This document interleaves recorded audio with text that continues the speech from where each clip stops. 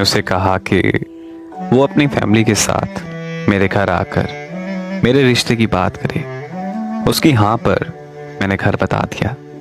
जब रिश्ते की बात आई तो उसके इंतज़ार में सुबह से शाम हो गई, मगर वो नहीं आया। मैंने जब उसे कॉल की तो उसका नंबर भी बंद जा रहा था। अगली सुबह उसकी कॉल आई और उसने बताया कि उसकी अम्मी हमारे रिश्ते के लिए बिल्कुल नहीं मान रही। तो मैंने उसे कहा कि तुम तो कहते थे तुम्हारी फैमिली की तरफ से कोई मसला नहीं है, फिर अब ये सब क्या है? तुम खुद बताओ कि मैं अब घर वालों को क्या जवाब दूं? उसने कहा कि मुझे कुछ वक्त दो, मैं सब कुछ ठीक कर दूंगा। मैंने अपने घर बात की और घर वालों ने मुझे 1 साल तक का वक्त दे दिया। 1 साल में वक्त इतना बदल गया कि वो मुझसे कई कई दिन तक बात नहीं करता था, और जब भी मैं उससे शादी की बात करती तो वो अपना मोबाइल फ़ोन बंद कर देता। फिर उसने एक दिन मुझे कहा कि मेरी माँ कभी नहीं मानेगी और मैं अपनी माँ की मर्ज़ी के बगैर कहीं शादी नहीं कर सकता। तुम ये बात मान लो कि हमारी शादी कभी नहीं हो सकती। तुम कहती हो और शादी कर लो।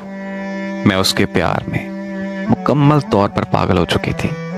सारी सारी रात रोती रहती थी।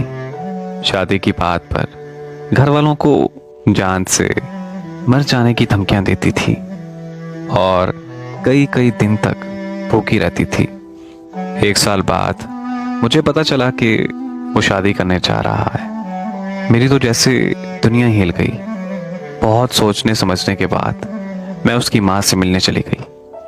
मैं उसकी माँ के पांव पड़ गई। उसकी माँ के सामने हाथ जोड़े रोने लगी तो उसकी माँ ने मुझे बताया कि वो अपनी कज़न से बचपन से ही मोहब्बत करता था और उसी से शादी करने की ख्वाहिश भी रखता था, पर उसकी कज़न ने साफ इनकार कर दिया और उसकी कज़न ने उससे शादी करने से साफ इनकार कर दिया था। उसकी कज़न उस दिन मानी थी जिस दिन हम लोगों ने आपके घर आना था। वो तुम्हारे साथ प्यार नहीं करता था, बल्कि उसने तुम्हारे साथ प्यार करने का ड्रामा किया था। उसने सिर्फ अपनी कज़न को दिखाने के लिए ये सब ड्रामा रचाया था। मैं ये सब सुनकर अपने घर आ गई।